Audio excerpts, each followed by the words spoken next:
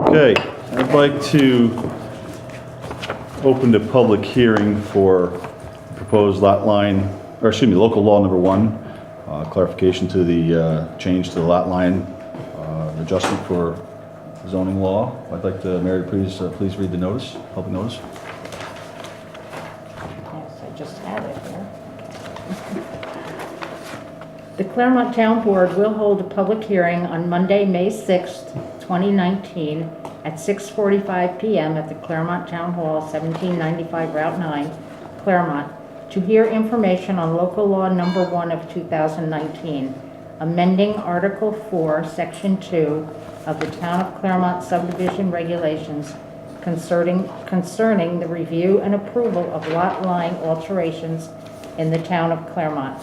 Copies of the proposed local law are available at the Town Hall during Town Clerk hours, Thursday 6 to 8 p.m., Saturday 10 a.m. to 12 p.m. All interested parties are invited to attend. Thank you, Mary. Okay, local law number 1. Again, the purpose and intent of this law, the town board of the Town of Clermont finds it necessary to make revisions to the existing subdivision regulations. In enacting this local law, it is the intent of the town board to improve and streamline the process involved when an applicant is seeking lot line alterations from the Town of Clermont Planning Board. The town board has further found that the current law imposes an unnecessary burden upon an applicant seeking a lot line alteration and imposes conditions which do not further the legitimate interest of the residents of the Town of Clermont. This has been circulated through the planning board.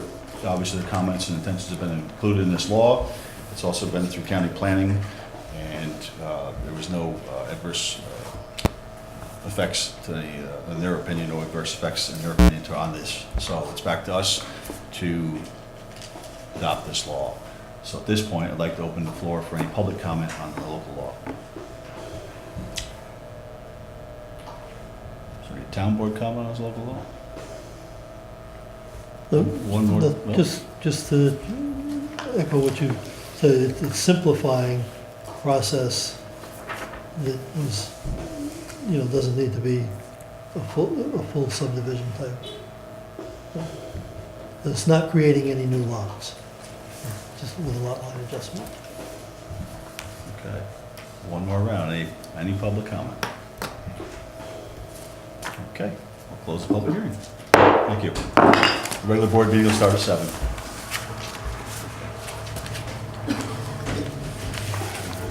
Flag, please.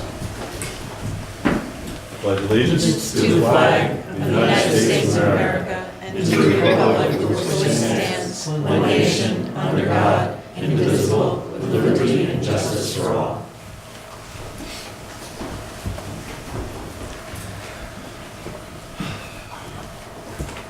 Okay, we have our annual guests this year from the school districts, which we're happy to have. We're going to get started right away with the school districts first before we open up town business. First come, first serve. I'm going to invite Mr. Goldbeck from Pine Plains. Thank you. Come on up and start the presentation. Distribute these. Handouts. You got it?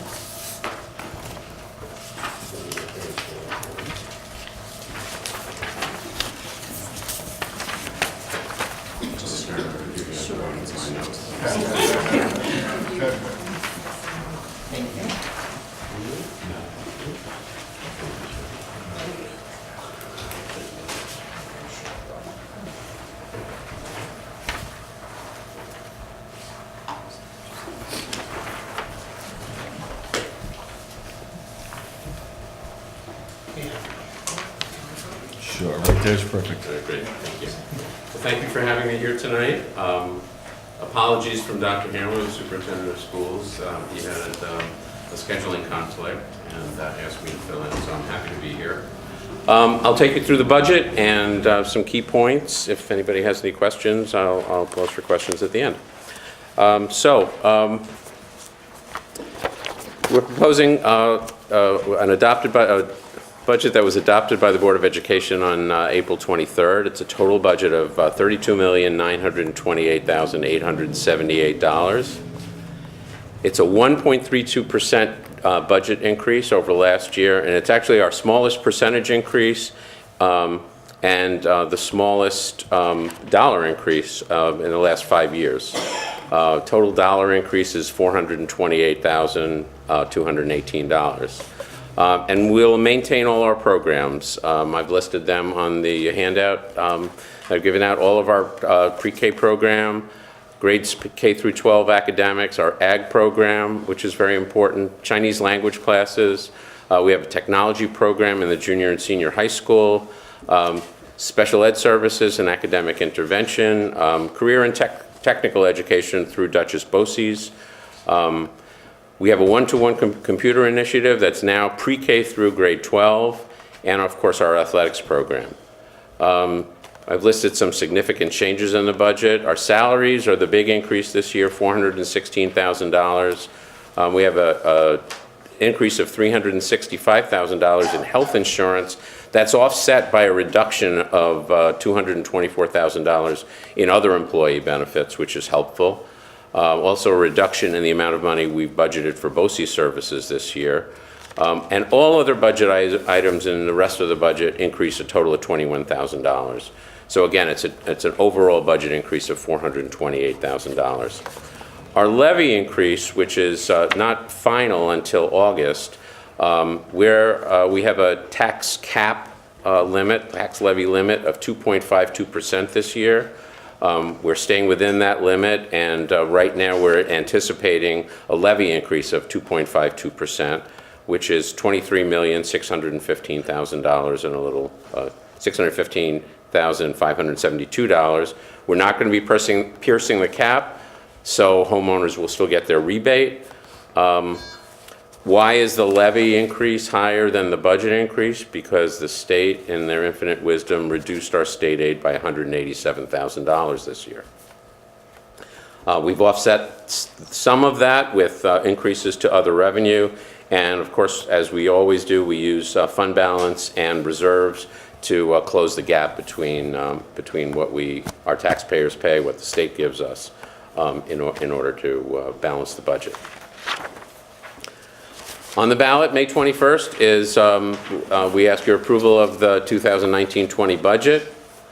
Again, it's $32,928,878. Since we're not piercing the cap, we just need a majority of voters, 1 over 50% of our voters. We don't need a 2/3 majority. Proposition number 2 on the ballot is the purchase of buses. We plan on purchasing 3 35-passenger buses. We're moving towards smaller buses due to declining enrollment. So you won't see us purchasing any more 72-passenger buses, but we do need this additional purchase to maintain the fleet. We're retiring several vehicles at the end of this year. And as we have for the past at least 13 years, we plan on using excess funds from this current year budget to fund the cost of these buses, so we won't have to borrow, even though the proposition does ask for permission to borrow. And that, we estimate that as saving about $20,000 in total interest payments on this purchase. We're asking for permission to set up a new capital reserve. It'll have a maximum funding of $5 million. Over the next, and can be funded over the next 5 years if we get voter approval. We're just asking for permission to set up the account. Funds, we're not asking for the funds. The funds that we use to fund the reserve come from excess funds from the prior year budget, and we've done that successfully over the last several budget cycles. Where do we get that money from? Basically the unknowns in the budget. We don't know what our fuel costs are going to be or how much we're going to use. We have some unknowns in the special ed area. We have retirements that sometimes come later than the adoption of a budget, and leaves, things like that, enable us to fund reserves with excess money. And last but certainly not least, we have on the ballot the election of two board members. The 3 candidates on the ballot are Fred Kaus Jr., an incumbent, Scott Peters, and Amy Fredericks, and the 2 incumbents are here tonight. Fred Kaus is here. Stand up and identify yourself. and Amy Fredericks. And that's all I have for you. Are there any questions? I usually like to ask every year just to keep track. This is going to be a tough question. Population, as far as your enrollment, down from last year? Declining enrollment, that's what's really telling a lot of the story here, particularly in regards to buses. When I got here, our enrollment 13 years ago was about 1,250, and we're down to just under 900 right now. 900. So, Which is and approximately it's how very much from last typical year of did you other drop? districts. Pardon me? Approximately how much from last year did you drop? From last year? Yeah. There's small annual drops, but it's a steady Decline. It's a steady decline, yeah. Okay. Yeah, and I think you'll hear from most of the districts in the area the same it's a common same kind of thing, yeah. Right. Okay. So go have babies, everybody. Okay. Any other questions? Sure. Yes. Proposition 2 for the school buses. Yes. The 20,000 expected savings and interest, is that calculated based on a 5-year? Correct. 5 years? Correct, yeah. And Over 5 years. How much is going to be moved, used from the previous budget? The total cost of the bus is $180,162. Okay, so that's exclusive of whatever you're going to carry? Correct, yeah. Okay. You Yeah. get some of that reimbursed from the state? We do in the following year of purchase, yes. Our transportation aid is not very large. About 20% of that purchase will come back to us in aid. Any other questions? Anybody from the public have a quick question? Okay. If not, Thanks very much. thank you very much for coming in. Sure. I wish your incumbents luck on the election. Thank you. Again, thank you for joining us this evening. Okay. Move on to Germantown Central School. Superintendent Sue Brown is here, and Jonathan Bowman, business manager. Thanks for joining us this evening. Thank you very much for having us once again this year. So I'm going to talk a little bit about our budget process. This is our first run of our newsletter. It hasn't actually been mailed out yet, but we did bring a few copies. And actually, before I talk about the budget process, just to draw everyone's attention to the May 21st, noon to 9 at the school district is when the vote is, and we have Proposition 1 for the upcoming year's budget, and we have the election of 2 board members. Both are incumbents. So this year, we really received some, I guess I could just say, scary information from the state, and we started our budget work. It did improve a little bit by the time we got the final information from the state, but one thing that is really a major change and a budget driver this year is our pre-K program, which is a state grant funded program that we have had for 5 years now. The grant was ending, so we were very, very worried about that. Fortunately, it's now going to be funded through, I guess I would say, the state aid process. It is still based on enrollment. So of the 5 years that we had the program, the first 4 years, the grant fully funded the program, and this year we have very low enrollment in the program, so we're running about $90,000 short to fund the program. But the good news is early registration seems that we're going to have a large pre-K group next year. So once the state gave us the information that they would continue funding that program, the board could really breathe a sigh of relief that we weren't going to be, or that they wouldn't be faced with having to eliminate the program or determine how to fund it locally. That was the biggest thing. We don't have a lot of large change. Another thing that we had to budget for is the upcoming capital project, and it will make our fields unusable. So the spring softball, baseball field of 2020, we had to increase budgeting for transporting students to pretty much all away games, which was a substantial thing for us to look at as well. When we first presented the first 3 presentations of the budget, we had no retirements, but we since now have 1 retirement, in that position. We will attrition that position, and we are looking to include a pre-K through 12th grade, either a library media specialist or a computer science teacher, to take our strong program and move it even to a higher level. I think that's pretty much everything I wanted to draw your attention to, and Jonathan will give you some of the detailed numbers. All right, so now to the fun stuff, the numbers. Germantown's proposed budget for the 1920 school year is $15,567,618. That's a 4.5% increase from last year. As Sue mentioned, one of the big drivers is the pre-K program. And one of the things she didn't mention is currently we get refunded through the grant, which is in the current year. So if we had an enrollment of 25 kids, we would get that money that year.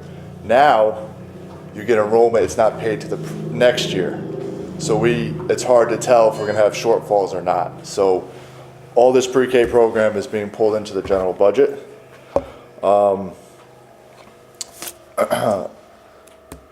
State aid revenue increased actually from the previous year by 6.23%, or $324,000. And this majority of this is this new pre-K grant that previously wasn't in the state aid run. Also, our foundation aid, which is our largest unrestricted aid category, increased a small amount, about $360,000, and that's you see that quite a bit over around this area. Small increases in that foundation aid that has been frozen since '08. So our the tax levy limit, which we would like to go out with this year, is $9.3 million, $9,315,828. That's a 4.42% increase, and that is within our limit. So we also will be using $800,000 of our appropriated fund balance. Any questions? What did you say the enrollment was for pre-K this year? This year it's 21. 21. That was the lowest enrollment we had. Okay. And So- naturally, you don't have an anticipation of what next year is. Well, we do, because we had pre-K screening, and we are already above that number for next year. And to have that number this early gets us really excited. Right. Again, the only issue with that is the funding for this year. Next year, we're going to be at a shortfall for that, because in the past, we would get a certain amount of money per kid in the current year, and now it's just flowing to the next year. It's an adjustment, but we'll live through it. Yep. It's a very important program. Well, I know there's a lot that goes into the calculation of the increased limit, but why is yours so much higher than Pine Plains? Your limit was quite a bit Well, lower. we did have a little bit of a debt increase, which gives them an exemption. So it's there's a whole formula to it, and I don't want to bore everybody on. But that is an exemption, so that if we have increased debt, it gives us the ability to kind of raise the levy a little bit. Thank you. We're not used to that because we don't have debt. Yeah. Now, so it's hard for us to imagine that. Yeah. A budget this size, we understand. Question on the capital project. I knew that. I'm surprised it took that long. I would have been very disappointed if you didn't ask. Just curious where we are, where it's going. Sure, I'd love to address that. First of all, that's the debt. The cause of the debt is because our timeline, obviously, we're outside of our timeline for the capital project. But the good news is that we are out to bid as we speak. The bid opening is a week from tomorrow. And we are hoping that we will have very good news to present to the board and that they will be able to accept the bids. We did have a prior bid go out last October, and unfortunately the board could not award any bids because they came in so high. And we are hearing this is happening around many school districts. It's not just us, but it has really pushed our timeline out further than we originally anticipated. So if everything goes well, and we have actually started some of the non-bid items through state contract. We put in our new telephone system, and we're looking for the PA system to come in as well. That's outside of what's being bidded out for the auditorium and the athletic fields. Those are the biggest pieces, and the several other repairs for the building. Is there any contingency plans if the bids come in obviously still too high, that you can still get most of this work done and take a couple things off the list? Or? There was a ton of value engineering done, and I think the way the bid was presented this time around placed many alternates on each of the bid pieces. And what we're really hoping is that the main piece will come in under so that we can add the alternates back in. But we were very concerned that we would have this whole thing happen again. Therefore, not only did we do the value engineering is the term they use, value engineering to look at each part of the project maybe a little differently. How could we do the same thing but maybe differently? But in addition to that, we pulled a lot of pieces out, which will sit on the side until we see if we can get the primary pieces to be an acceptable bid. Okay, good. Any other questions from the board? Any quick questions from the public? Well, thank you very much. Appreciate you coming in this evening. Thank you so much for having us. Last but not least, how you doing? Good. Mr. Martin from Red Hook Schools. Thanks for coming in this evening. Thank you for letting us come out and see you this evening. Let me start by telling I'm usually here with my partner, my boss, Paul Finch. He's dealing with a death in the family, and he's with his family this evening, so I'm flying solo. That means we'll lean a little more heavily towards pure financial and a little less heavily toward program, but I'll do my best to answer any questions that you have. I could say ditto to a whole lot of things that I heard from both Pine Plains and from Germantown, but I'll give you our spiel, and you'll see the dittos as we go along. The first thing that I'd like to say is that our expenditure side budget is actually a 1.13% decrease this year, and I'd like to make a lot of fanfare about that, but it's actually an anomaly and it's really irrelevant to the rest of what's going on in the budget. What it has to do with is we are at the end of a 20-year period of debt service, and in June of 2019, we're going to make our final payment on that debt. It's approximately a $2 million annual debt payment with about $1.9 million worth of building aid attached to it. So $2 million worth of debt goes away, $1.9 million of state aid goes away. Everything else in the budget is doing essentially what it always does, and much of what you heard from the other school districts this evening. So at the bottom line, we have a 1.13% decrease on the expenditure side. Our tax levy limit is 2.61% increase, and we will be doing a 2.61, so we will be within or under the tax cap. And again, if you take that single debt service expenditure line off the budget, and if you take that single revenue for building aid off the budget, all the rest of our budget is doing almost exactly what Germantown and Pine Plains were describing as they went through their presentation. There are a couple of timeline things that I'd like to tell you about. I'm going to give you a brief presentation tonight. If anybody would like to hear the full version, maybe half an hour, 45 minutes worth. Our formal public hearing is on Wednesday this week. It's on May 8th. It's at 7 o'clock, and it's in the Mill Road 35 cafeteria. You do have to be registered to vote at the Red Hook Central School District election. You can either be registered through the general election process or our district process. If you're not registered, or if you talk to somebody that's not registered and they would like to vote, we will be holding a voter registration on May 15th. That's the Wednesday before the vote. That happens from noon to 9 in the lobby at the Mill Road 35 school. And then it's already been mentioned here this evening, but the statewide budget vote date is May 21st, and our vote will be on Tuesday, May 21st in the 35 cafeteria. It will happen from noon until 9 p.m.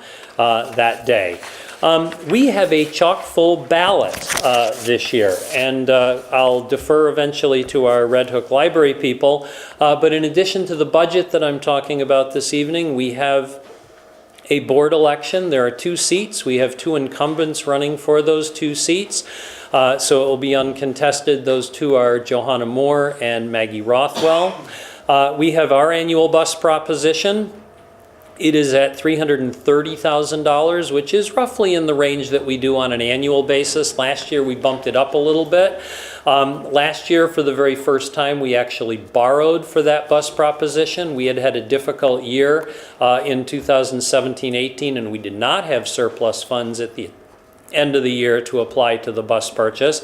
I'm quite confident that we'll get back at least partially onto cash purchase this year, if not fully funding that bus proposition with cash from surpluses at the end of the year. So we have that bus proposition.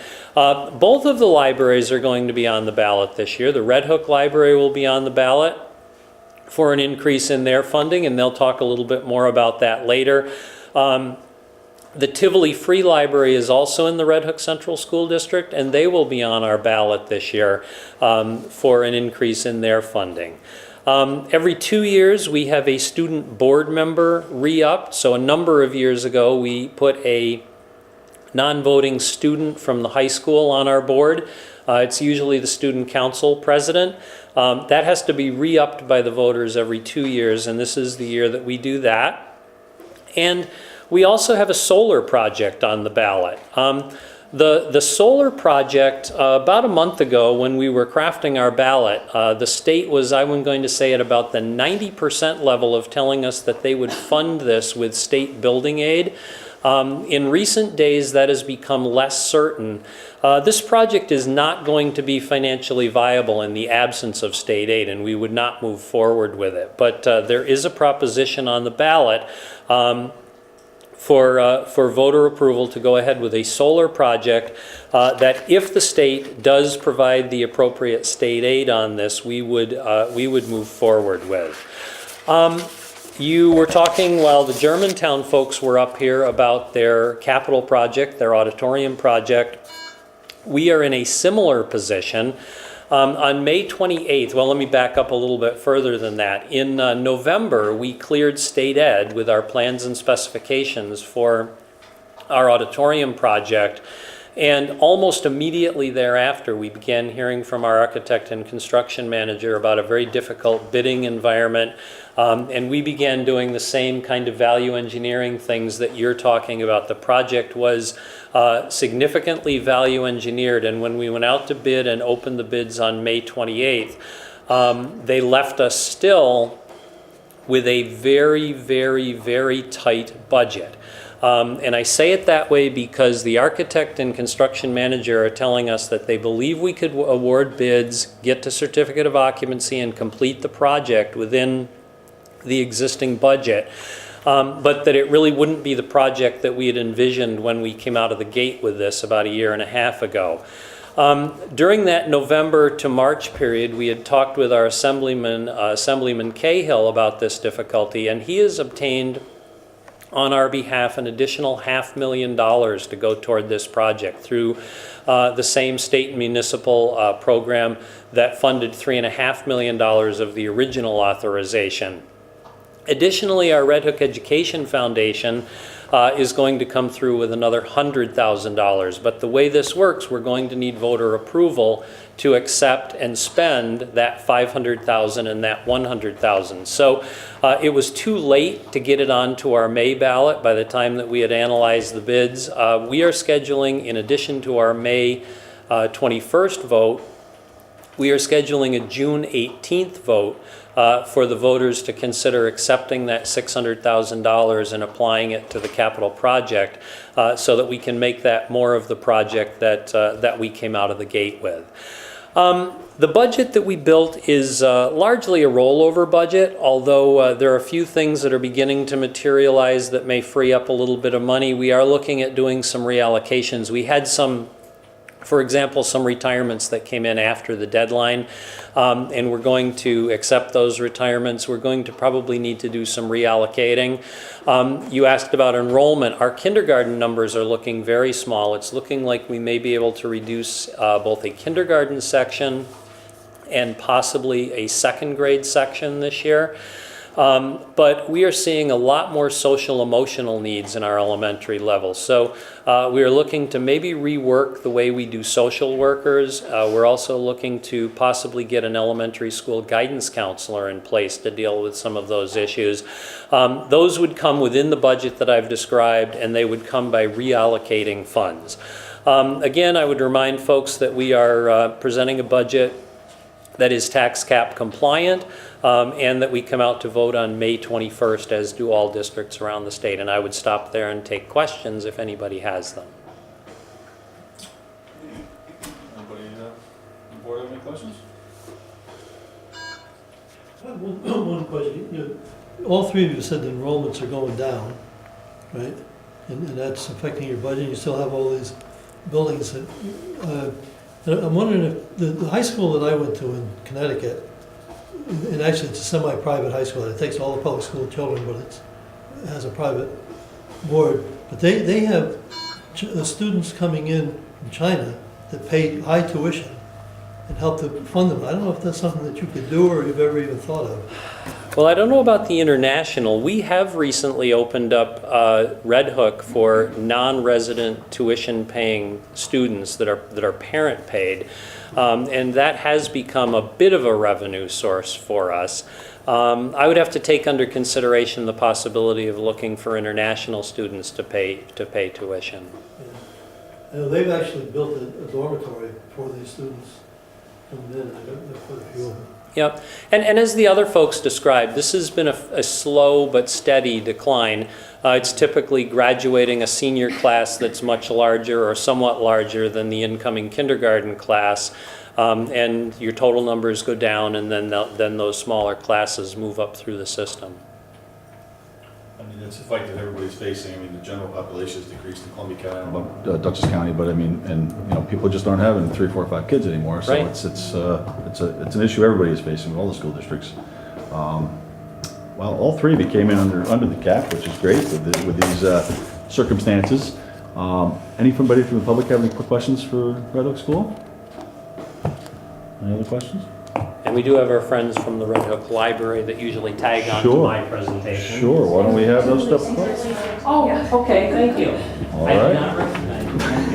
Thank you. Sure, you guys want to start? Ms. Blundell, Ms. Jardine from Red Yes. Hook Library? Thank you for doing this. Thanks for giving us a couple minutes. Thanks to Bruce as well. My name is Dawn Jardine. I'm the director at Red Hook Public Library. And our enrollment is increasing. We had 5,000 more people come through our doors in 2018 as opposed to 2017. Everything else is increasing as well. For example, our Wi-Fi usage last year increased 30%. That is partially due to the fact that we built a teen room, and they walk in the door and they're on Wi-Fi. But again, it's all more stress on our system. We had to replace some equipment to keep up with the increased usage. Our juvenile circulation is up 17% since the year before, which is pretty cool.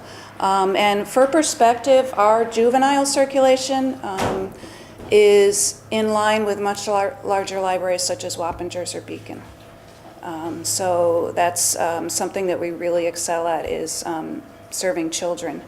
And the community has asked us to do similar types of high-value programming for teens, which of course we're doing, adults and seniors on Saturdays. So we've added a lot of programming on Saturdays, which is an increase as well to the system, because now we have all three levels of the library busy and active on Saturdays. As I mentioned, we added a teen room this year because we found that teens were hanging around after school in the entryway downstairs or in the parking lot. So we spoke to them, we asked them what they would like in a teen room, and with a small grant and donations and paint and a couple ladders, we made them a teen room. And so they're there pretty much every day now. And they have a place that they can go after school. And there's usually snacks for them, and we know their names, they know who we are. Sometimes they walk home after, sometimes they live in the village, sometimes parents pick them up on their way home from work. And as a result of the new teen room, our teen circulation has actually increased 15%, so that's pretty cool. And I also want you to know that we support the public schools. Obviously, we're much smaller than the school system, but there are many small ways that we support the schools. For example, if the schools have book clubs, and there are a couple librarians in the schools that have very successful book clubs, in particular the high school librarian and the 3-5 librarian. The 3-5 librarian had a book club that she needed 50 books for. And the school doesn't have 50 copies of the same books, but we can get those. So as a result, that librarian last year checked out over 600 books from our library. We also support the K-2 side. We participate with them in a 1,000 Books Kids Club, which is something that librarian started. She's encouraging kids to complete 1,000 books before 2nd grade. But she doesn't see many kids before kindergarten, but we do. So she gives us about 10 or 15 tote bags at a time. We check them out to the kids. They can return them at either library.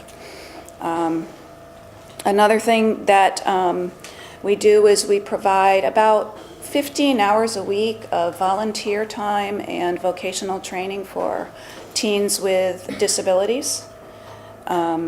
So we actually have a group come, I think it's called the Special Education Classroom. They come from the high school and they come to Red Hook Library.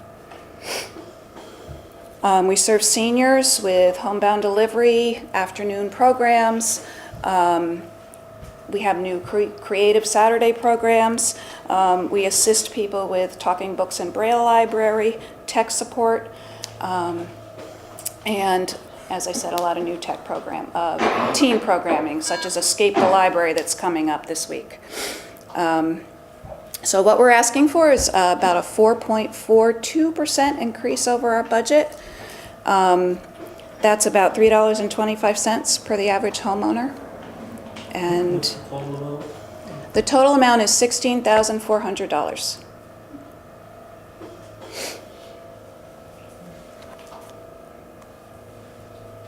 And I believe it's Proposition 3 on the school district ballot. Are there any questions for Red Hook Library? Sure. So, heard quite the list of programs, which it seems like you're already doing. So what's the 16,000 additional going for? Some will go towards kind of capacity. For example, I mentioned how we have programs going almost every Saturday now. It used to be Saturdays the library was open and we had one staff member upstairs, one staff member downstairs, and then from 10 to 2 we had someone who kind of rotated. Now we need an extra person there because the library is just busier, and to support the programming that's on Saturdays we need at least one extra person, and that costs money. We also need we need a bookkeeper. We have had for many, many years a volunteer doing our payroll, our state reporting, cutting checks for bills, and it's a lot. It's gotten to be a lot. There's 16 employees now, and she would like to eventually stop doing it. And so we will need, we're estimating between $6,000 and $8,000 to hire a bookkeeper and someone to do state reporting. I'm going to take on some of it. But because we're public, I can't write checks for payroll or bills or anything else. So we do need that. And there's the building. The building, as you may know, is 153 years old, I think. And for the past several years, we have been working towards making it so that it can last for another 150 years. But it's expensive, and it's a lot of upkeep, and we're getting there. But if you've been by the library lately, you could see that we need paint. The porch needs to be repaired, and we're working on all those things. But there's always things that we need to take care of.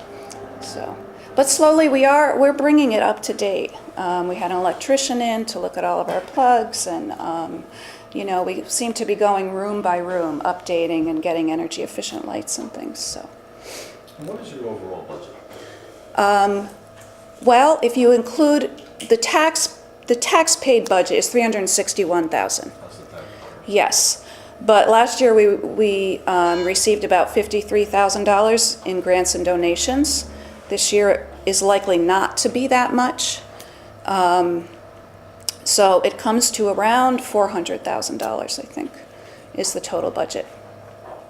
You mentioned about a $3 and something increase per homeowner. So when you look at the total amount that a homeowner would contribute, what is that amount? Between the 414, well, for Clermont it's different because you're only contributing on the 259 and not the 414. They're two different tax levies. Do you know what the total is on the school district?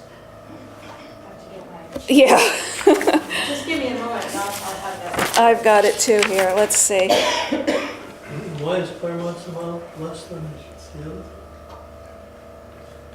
So I don't think you pay for the town of Red Hook. We take tax money from two different sources, one from the town and one from the school district. Okay, got it. Right. And the school district is actually the smaller chunk. So, I'm sorry, so currently, for the two libraries, Red Hook, you would have that in your levy, it would be, you're paying like $36, $40, or $35 to $40 somewhere on your average assessed house. And so, what we're looking for is, like a 36, we would go from a $36.35 if that was your assessment to like $39.60. So it's approximately that much money for a $250,000 assessed home. Okay, yeah. And just the other thing, I mean, we mentioned, we did mention we do need a bookkeeper, but we also have to like meet the new increase in minimum wage. So we have to bring many of our employees up, and as much as we want to, like, we need to improve our building, which we are doing, but we also just have the maintenance of the building. So we do pay for our snow removal, we pay for all of our, garbage cleaning, like the elevator needs repair, so all of these things just we try to budget for, like all, and we do a pretty good job of that, but the best thing about the building is that we are right there. Kids can walk from school, the bell rings, and you can see the kids walking to the library. And that is like, what is that, priceless? What's the ad? That's priceless. 13-year-old boys are like, really? Okay. And they can eat. Yeah, but I will mention that the budget does not pay for their food, staff does, so. Yeah, you may or may not recall from past years, I've always been kind of critical of the significant increases that I've seen in the library over recent years. But this year I'd like to report a good experience with the library. It was a book that I wanted to get, and I didn't want to buy it. It was a $30-something book, and history of all the towns in New York State. I was interested in what they had to say about Clermont and Germantown and that. And I went in and asked when you didn't have it. Checked the Mid-Hudson Library Association, they didn't have it. And you went through other associations and eventually finally found it. So it saved me a lot of money because it really had very little in there about Clermont. Yes. We can actually, there are 66 libraries in the system, but we can actually go outside that. Yeah. No, it was good. It took a little while, but you found it, and I appreciated that. That was Great. good. It's nice to hear. Yeah. Wonderful. Wow. Excellent. Is there anything else? I think, anybody have any quick questions for Red Library? Thanks. Thank you very much for coming in. Appreciate you coming in. Now we have the Tivoli Library, which I'm sorry I didn't get the name, but very nice to meet you. I have an explanation. Sethi, is that correct? I'm Erica. Erica, where are we at? So I'm actually, I'm sorry. Thank you. So I'm actually the outgoing board president. Our incoming president had a conflict, so she can't be here today. I have our director, Michelle, and our treasurer, Gotham Sethi, with us. And so we don't recognize us because we haven't been here in 5 years. So none of us were, I don't know, Gotham might have been on the board 5 years ago, but I wasn't on the board. I was just coming on, and Michelle wasn't our director yet. And at that point, we had asked for a somewhat more substantial increase, partially so we could finish a renovation on our ground floor. And at the time, the board president said that she was aware that we were asking for a larger increase, and that was going to get us through, her expectation at the time was that would get us through all of our budgetary needs for 5 years. And it has been 5 years, and we have managed by just holding on by our fingertips to make that work. So we are coming in this year. You have a summary on the flyers I handed out. That gives you some of the specific numbers on the back. We pulled our numbers since the last time we were here was 5 years ago. So compared to 2014, the last time we were in here, we have 30% more visitors, 40% more programs, and twice as many kids participating in our programs. Just to give a little overview, we've been a 4- or 5-star nationally ranked library for the past 10 years. There's only, I think it's 300 libraries in the country that are a 5-star library, and in more than 1 year, we've had 2 in the same area, which is very exciting. So our big hurdle is, like we said, is healthcare costs and salary increases. With increasing minimum wage in New York, we've been, and it's been a project of our board for a few years to try and keep our staff as much as possible on a real wage. So not just at minimum wage, and also trying to prevent staff who've been with us for years and years, and then having new people come on with the new minimum wage and basically effectively being paid the same rate for someone who's been with us for, say, 10 years and someone who's been with us for a week. So trying to keep them on a seniority-based program. For our 2 full-time staff, we do offer partial health care coverage for them, and the changes year to year in healthcare costs are quite significant, and there's really, we found there's very, very little way to predict what they're going to be every year. And because of the nature of when the healthcare cycle and our budget cycles work, we have done a fairly good job in the past few years at building in a cushion, but we get a change in our healthcare rates halfway through the year, which is a hurdle to accommodate. So we're just looking at a 2% increase. We're asking for $1,600. So our taxpayer, on this vote, our taxpayer, or our school district funded contribution is $80,000, so we're asking for $1,600, just to really help us keep on top of those rising administrative costs. Seems like a minimal request. I don't think you probably have a problem with that. Anybody else have any questions? Anybody else have any questions from the public? Okay. Okay. That is simple. Thank you very much. Good luck.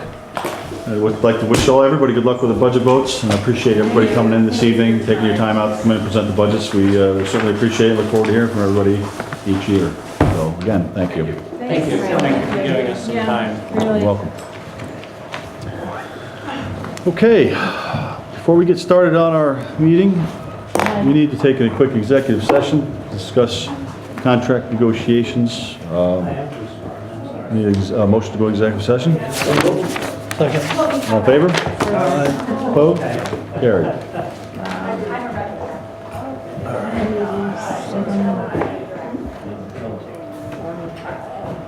For the old oxygen tanks, really. I don't know. Mary's on a time Sorry about Make that. a motion to come out of executive session. Second, all in favor? Opposed? Carried. Sorry about that, folks. It took a lot longer than we thought. Just so you can solve 3 towns' problem. All right, let's start the agenda. Should go pretty quickly tonight. Start off with the approval of prior town board minutes.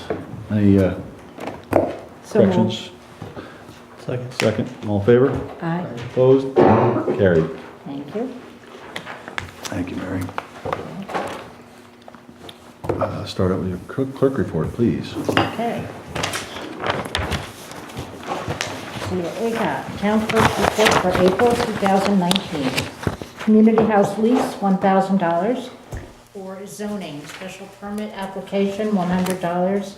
Interpretation application, $75. Zoning ordinance, $25. Planning, subdivision application, $125. Dog licenses, $46. Building permits, $2,505. Certificates of occupancy, $650. Clerk's fees for vital statistics, $10. Solid waste fees, $1.50. And fishing licenses, $2.76. Total check for the general fund, $4,540.26. Trust and agency, 2 escrow accounts in the ZBA, $150 each. So total for the trust and agency, $300. Paid to New York State Department of Ag and Markets, $16 for dog licenses. New York State DEC for fishing licenses, $47.24. Columbia County Solid Waste, $18.50. So the total for April, $4,922. Very nice. Yeah, Thank you, Mary. good month. A good month. All right. Mail review. What do we have?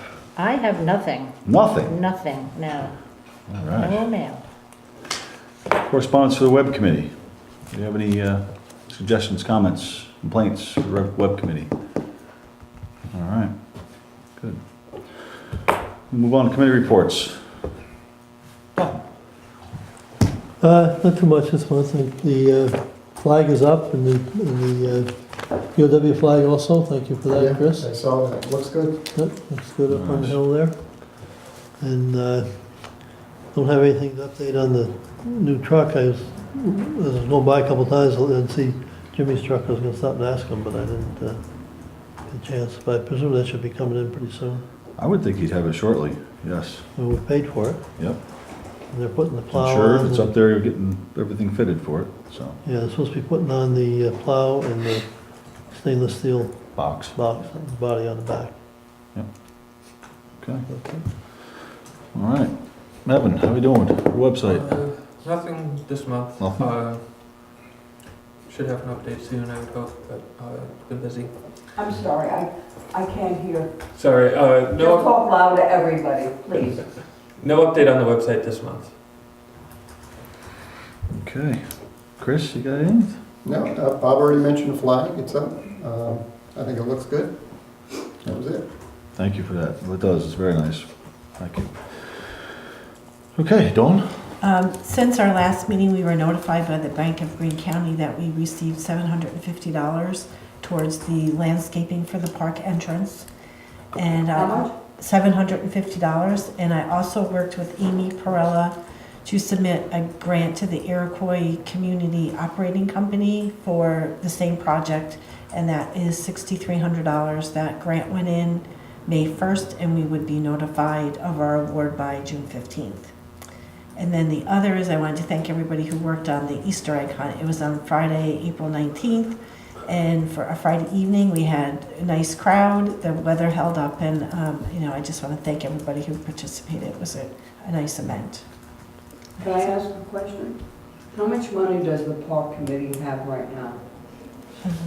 Just generally, We approved up to $10,000 for this year. We do have other funding available, which we just did not put in the budget for this year. But there's roughly $30,000 total. and plus with Dawn Yep, plus, But yes. that's not. That's total That's not money donations. that the park committee has. We approved a Up to small, 10,000. no, a smaller amount than that. Was the- Well, for the front, the road frontage. Yeah, that's the only thing that's 65 actually been approved for the park committee to go ahead and spend. Correct. At this point, So, until But something else is. there's other money in the budget and in the, the reserves for park work.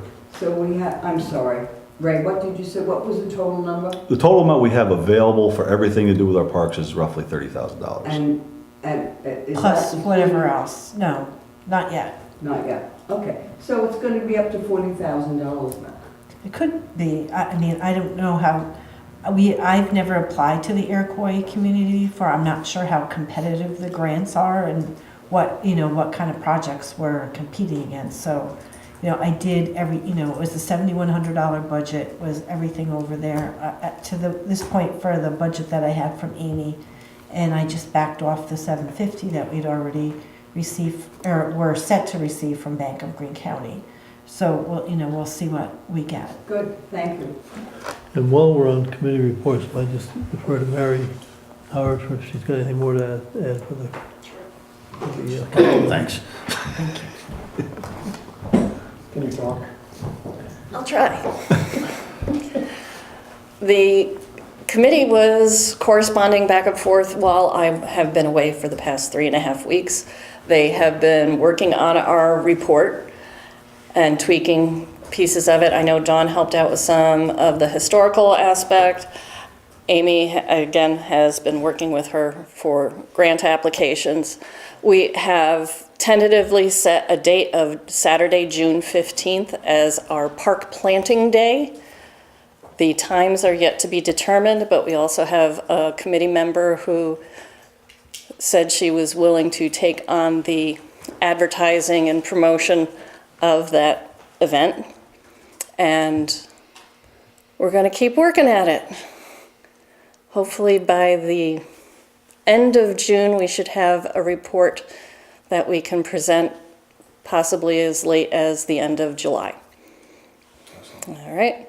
And we have not had a meeting in the month of May. I'm trying to get some calendars together to see who is available when.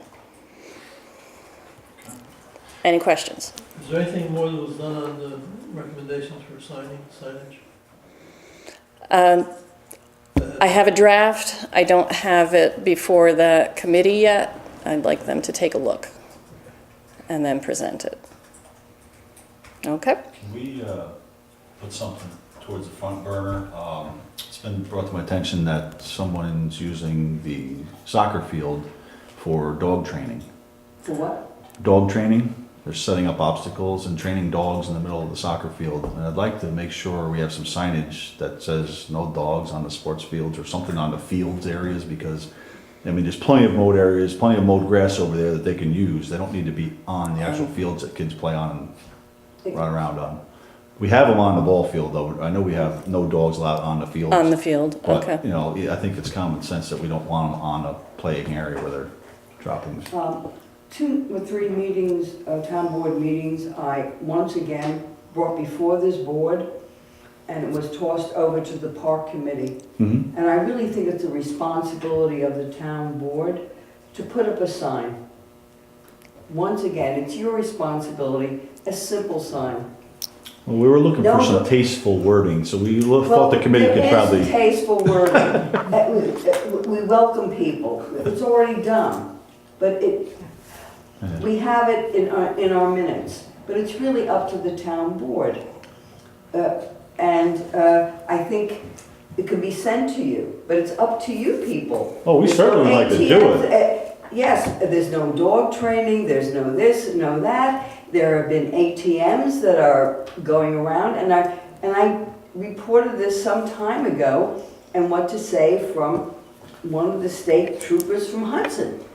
And there are signs that you can just comply with. And I think we should just send the town board the information and they can get it together. It's We asked the simple. committee to make a recommendation, which the town board would consider and use as is, or modified, or added or subtracted.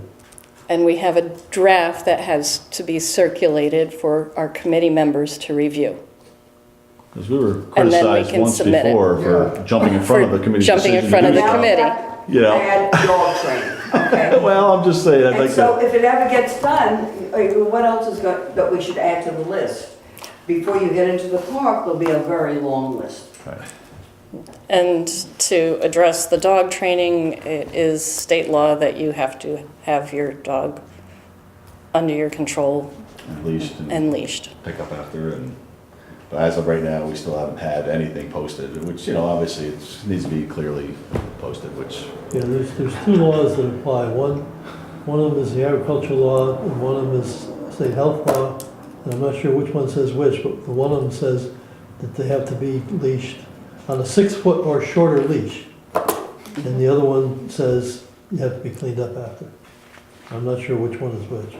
But if you want to know, you can go over to the Poets Walk and they have it posted on their bulletin board. Okay. so if we could just take a quick look, and if there's something simple you guys can come agree on, we'd love that. We will do an email circulation then. Thank you. How's that? And I'd also like to make a personal announcement, since that was reported, that I will never bring my dog to that park. Okay? So I want you to know if there's any stuff there, it's not I. And it's not Marley. Definitely not. And that's spelled L-E-E because it's a female. L-E-Y is a male. Thank you very much. Anything else? We're good. We're good. Thank you. Appreciate it. June 15th, bring a June shovel. 15th. Bring a shovel. Okay, let's move on to old business. I want to, we talked last month about the building contracts that we awarded, we were gonna award the bids this month. At this point, we are ready to award the bid for the Clermont Town Hall and Community House painting to BT Builders, BT General Contractors. Total amount was $8,100. You had it broke down two separate ones, one for the town hall, $3,300, and one for the community house, $4,800. Total of $8,100. That will be paid out of the buildings line 1620.4, which we had budgeted for. We're gonna hold off at this point on the roof replacement contracts until next month, and we will be awarding those bids at that point. Motion for that? Sure. So moved. Second. All in favor? Aye. Opposed?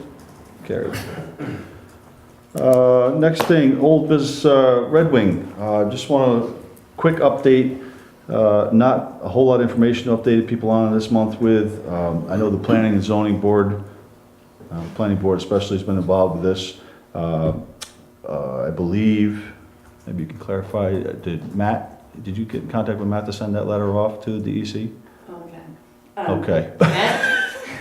Matt did send a letter to DEC saying that the town engineer had reviewed the DEC application and that there were certain items that were stated in the application that did not go along with the town of Clermont zoning code. And also, I believe he added in there that the ZEO had been in contact with Red Wing, telling them that they would need an application before, well, it would be a special use permit, so it would be before both the planning board and the ZBA for any operations that would include processing. Okay, just to clarify, Matt is our county attorney, or town attorney. So the letter has been sent from our town attorney and the our building engineer. inspector has also called the DEC and left a message, and as of last Thursday, they had not gotten back to him yet. Excuse me, I thought he made a site visit. Our code enforcement officer, did he make a site visit to that area? Well, as of right now, there's no application that has been applied So he doesn't for. have to? So they have not applied for an application from the town. So unless they apply for an application, we cannot act on that. But I know the attorney is sent to the, DEC, so they know we're interested in this, and if there is an application in process, we need to be included in that process. And I think, I don't know if Mary has that pulled up, or, To whom did they speak to in the DEC? I don't have that information. I know. Because. Mary, go ahead. Would you like me to read the Control one letter? sec. Yes. Let me read the please. letter. Yeah, if you would, please. It's long, I'll warn you, and it's in tiny print, And so bear also, with me. can that be posted on the website for public Well, it consumption? should be, You should have a copy that you can give to It should be Evan. on the website. Or if I emailed you, could I have a copy, please? We can post it to the website. It's easy great. enough. If we're ready, here we go. From Freeman and Howard, attorneys at law, to Tracy O'Malley, environmental analyst, New York State DEC Division of Environmental Permits, New Paltz, New York, regarding Red Wing Rojan plant. Dear Ms. O'Malley, please be advised that this office is legal counsel to the town of Clermont. Recently, the town of Clermont Planning Board was made aware of a pending application with the New York State Department of Environmental Conservation from Red Wing Properties, Inc. for its property located within the town of Clermont. As a consequence, the town's engineer, George Schmidt from CPL, reached out to your office to inquire about the status of the alleged application. I have reviewed an email communication sent to Mr. Schmidt from your office, including 1. A letter from Griggs Lang Consulting Geologists, PC, dated September 17, 2018. 2. A notice of incomplete application dated November 13, 2018. 3. A cover letter from Red Wing Properties, Inc., dated January 11, 2019. 4. A mining permit application dated January 14, 2019. And 5.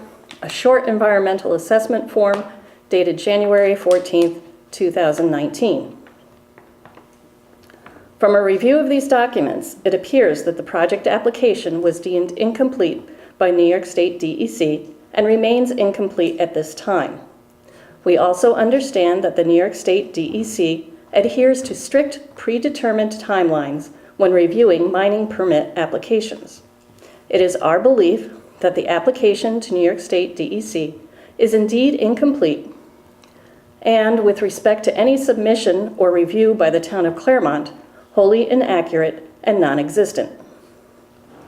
The impacts of the application are local as opposed to regional or statewide in nature, i.e., traffic impacts, noise, and dust generation, subjecting the applicant to the full weight and jurisdiction of the zoning laws of the town of Clermont.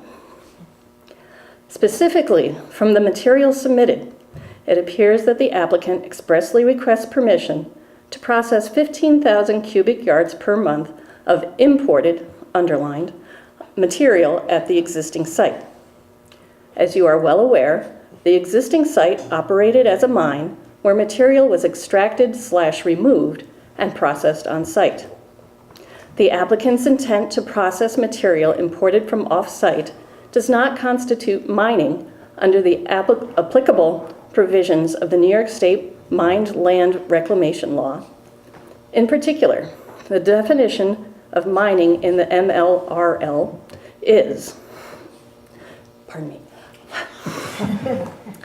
the extraction of overburden and minerals from the earth, the preparation and processing of minerals, including any activities or processes or parts thereof for the extraction or removal of minerals from their original location, underlined, and the preparation, washing, cleaning, crushing, stockpiling, or other processing of minerals at the mine location, also underlined, so as to make them suitable for commercial, industrial, or construction use, exclusive of manufacturing processes at the mine location, the removal of such materials through sale or exchange, or for the commercial, industrial, or municipal use, and the disposition of overburden, tailings, and waste at the mine location.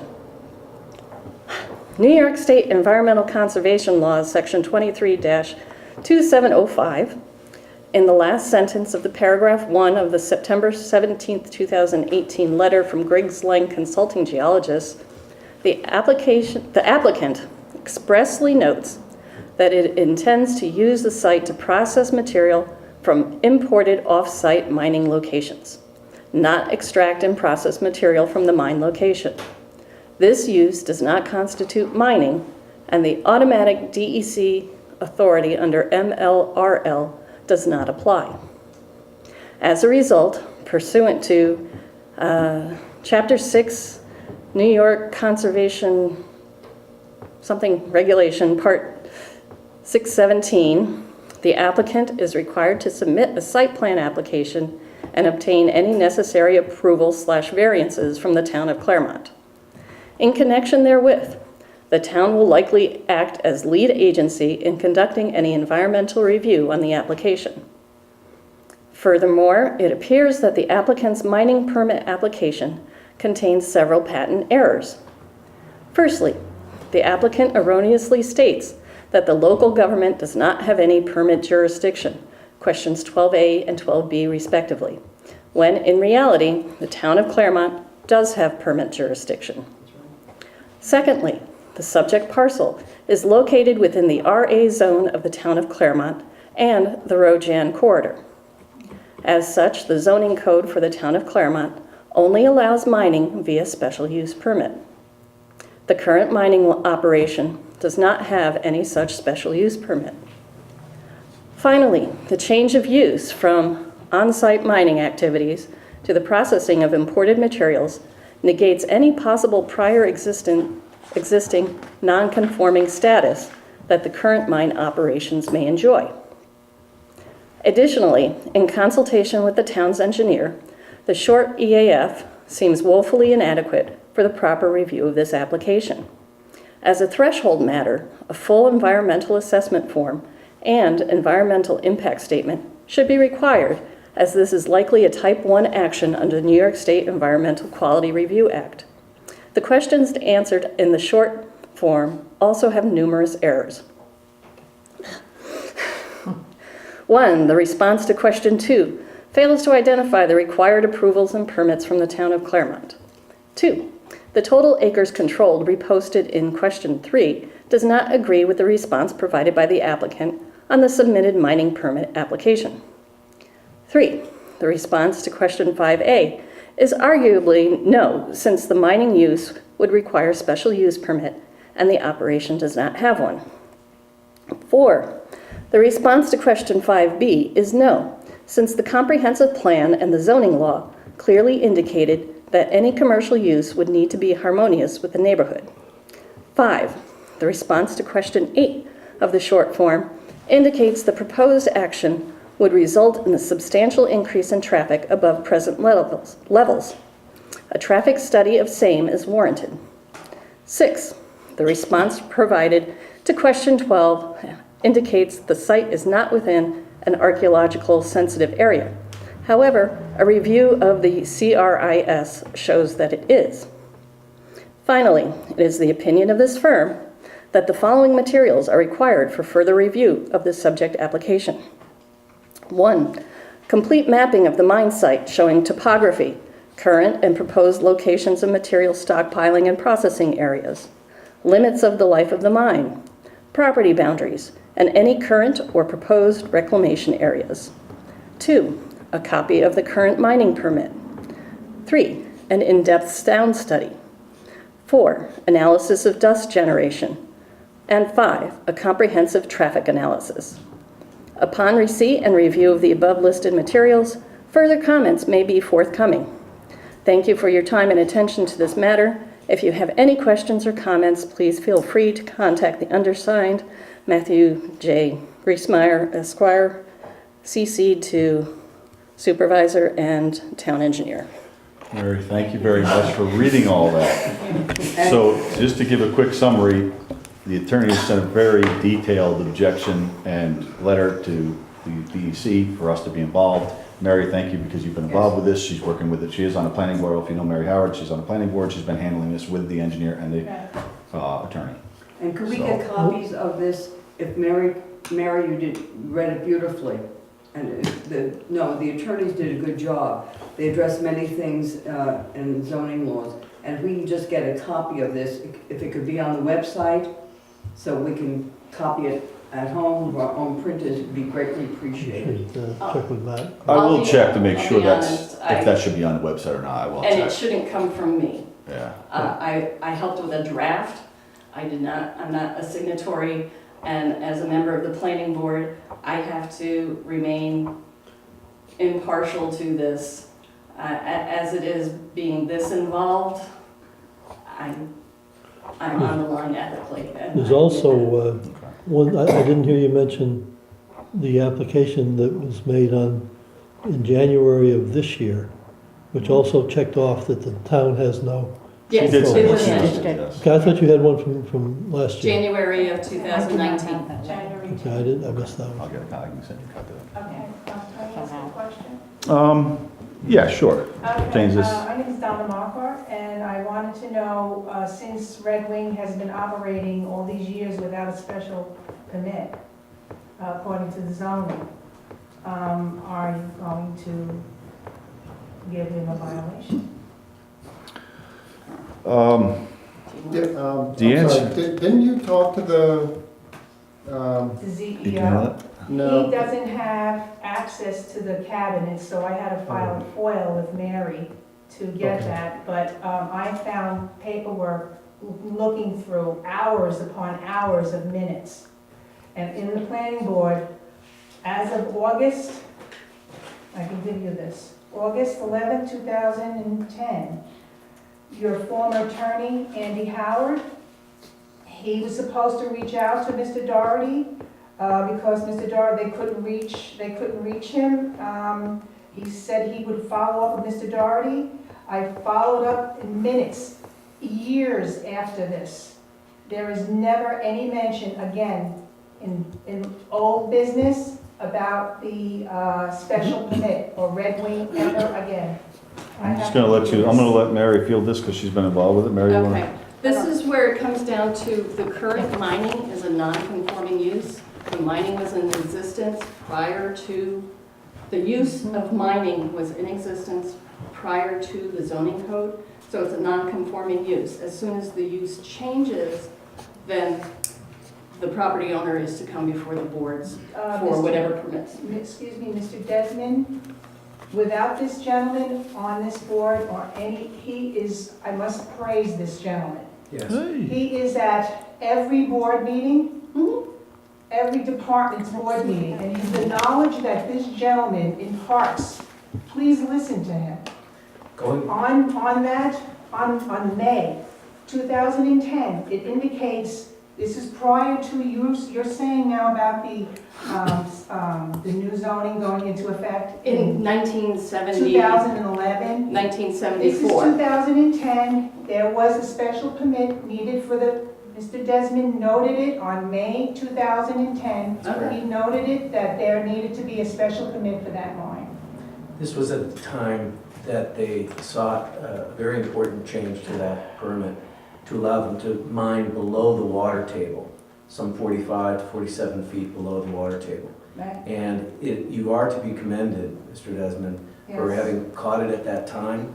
The failure, apparent failure, was the lack of follow-through by the town's prior lawyer doing what you all have just caused to occur. And I have to applaud you for doing this now, correctly, I believe, and directly to DEC.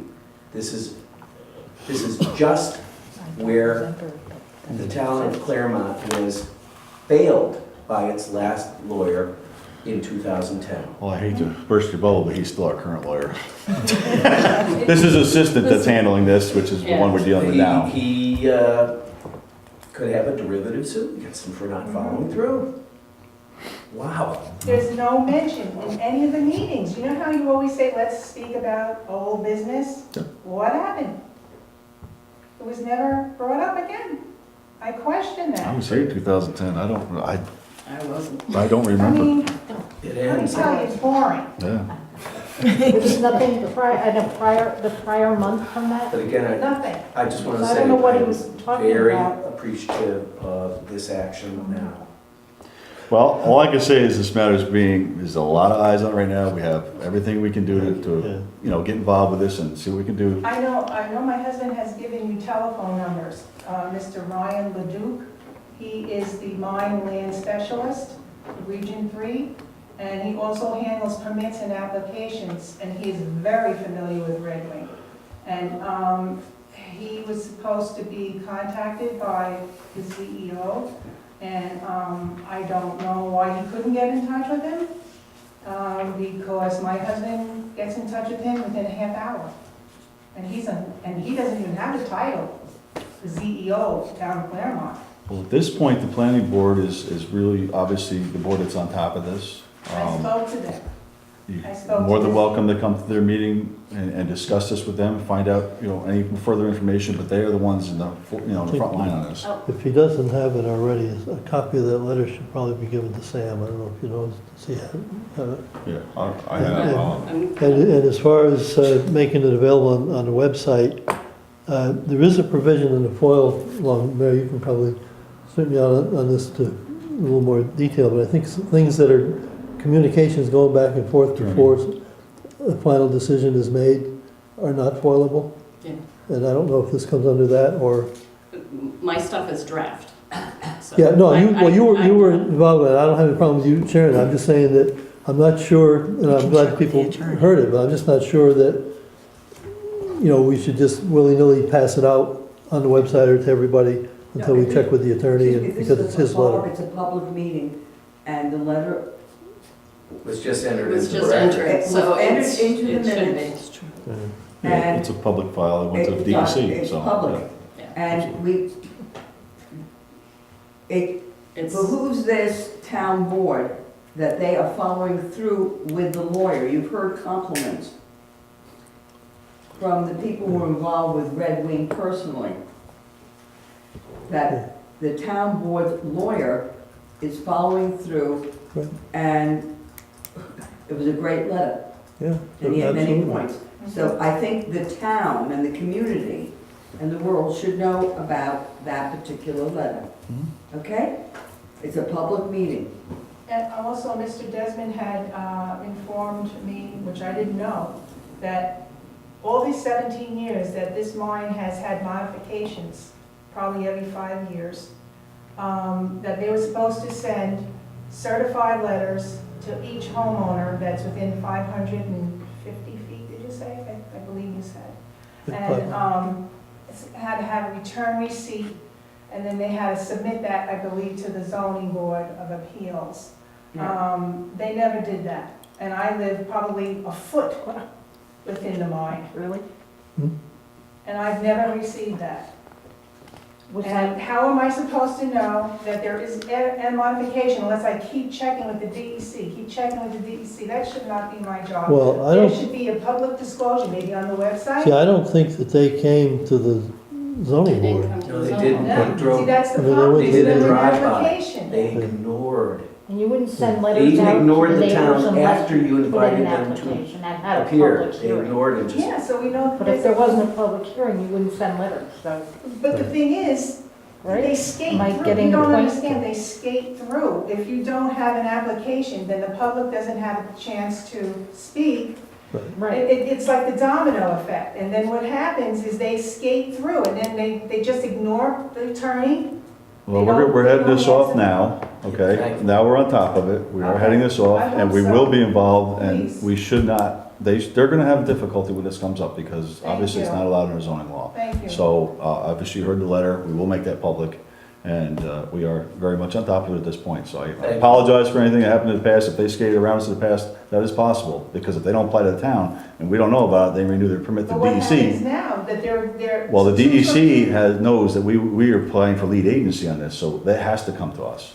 So we have to be 221, involved. they have a permit that expires in 221, they're working Well, on that they'll be right able now, to operate without under their special existing permit until, Without a special permit. well, unfortunately, that they'll probably be allowed to continue until that is up. Would you allow someone who comes in here who wants a subdivision or who has to put anything? Because I came to the planning board and people, and also the zoning board of appeals, they bring in there, they want to have they want to subdivide their property, they want to put up solar panels, and they have to have cover. You would not let those people get away without abiding by your zoning laws. I know you would And not. again- Why make those people jump through hoops? And Mr. Doherty is allowed to just go without getting any kind of violation. Well, that's something we would have to look into, but I don't know what we can do until that permit is up. Obviously, the new permits are not gonna be allowed, we're gonna be looking at that. So all I can say is we are really, very much involved at this point, and I can only apologize for the past, but going forward, we will be on top of this. Thank you for your vigilance. So, and the planning board is, again, doing most of the work, because that's right in their front yard.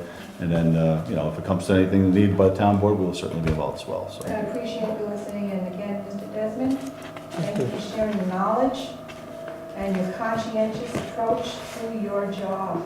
Man. Really, I appreciate I'm gonna move over, give you a little more room. Thank you for his comments. Thank you, okay. All right, moving on to new business. We had a public hearing this evening, many hours ago, in regards to local law number 1 for amending the current subdivision regulations. We do have county planning's approval. It's been reviewed by county planning. We went through the public hearing with no comments. We do have negative deck to go through. So the first environmental impact assessment form was filled out, man, I need my glasses. Part 1, does this proposed action only involve the legislative adoption of a plan, local law, ordinance, administration, rule, or regulation? Answer is yes. So we went through 1, so we filled out assessment form number 2. I'm going to read all this. Will the proposed action create a material conflict with an adopted land use plan or zoning regulation? Proposed answer is no. Will the proposed action result in a change in the use or intensity of the use of land? Proposed action is no. Will the proposed action impair the character or quality of the existing community? Proposed answer is no.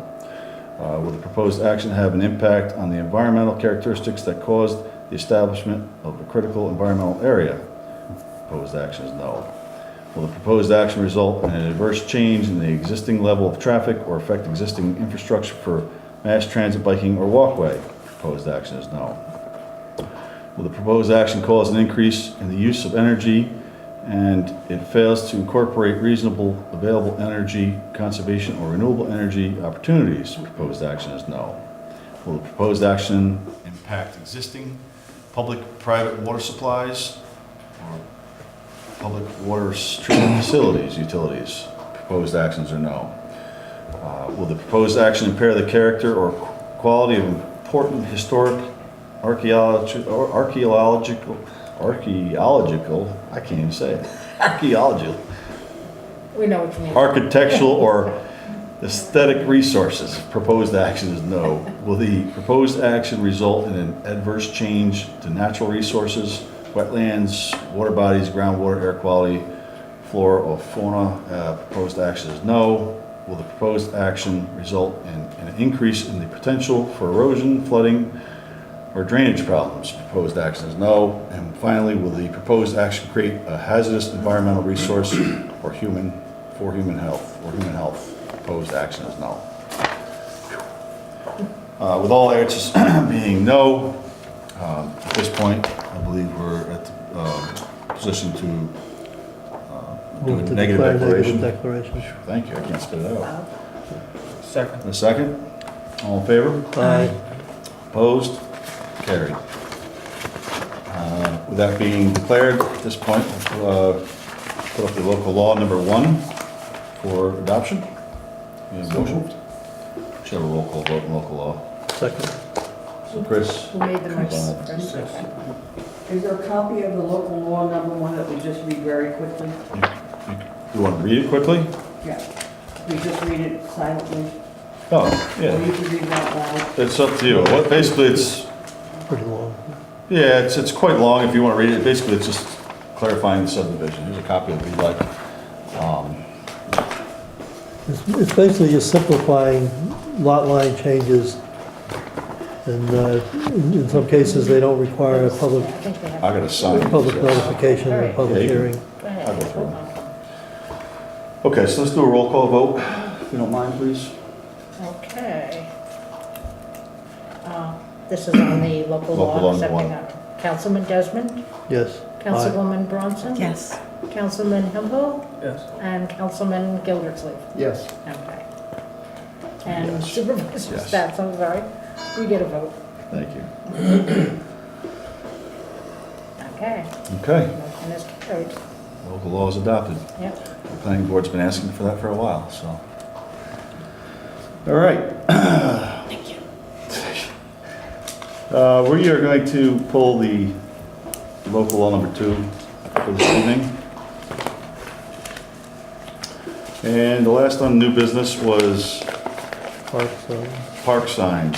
We talked about that already, about the signage. We'd just like to have the committee take a quick look at that and see if they can get any quick recommendations off to us for consideration.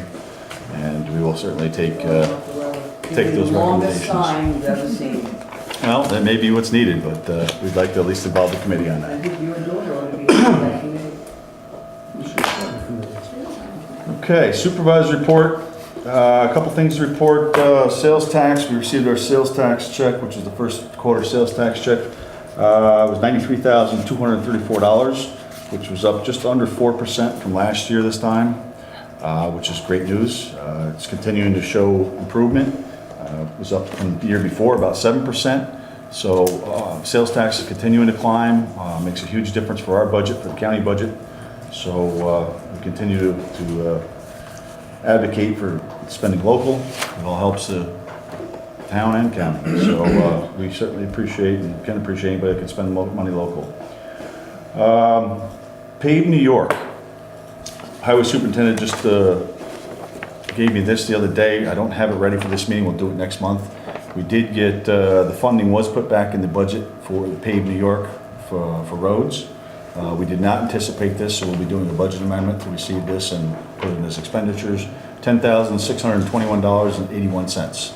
I did receive this prior years, but they were talking about taking it out of the budget, so we removed it from our budget to be safe. Again, we'll just do an amendment to receive it, and he'll do an extra $10,000 worth of road work this year. It's a matching fund. We have to spend it and then get reimbursed. So that's great news. We'll get a little extra roads improvement this year. The Easter egg hunt, Dawn already mentioned this. I just want to thank the volunteers. I was away that week, did not get to participate, but I certainly want to thank everybody that was involved, volunteers. We certainly appreciate everyone that's helping and helped out, and I hope the kids enjoyed it. I don't know, like I said, I didn't get to see it, but I certainly hope they enjoyed it. Thank you, Dawn, for helping out with that. I don't know, Mary, did you make it there too? I did not. You make did? it. Oh, you did not? Nope, I did not. Not this year.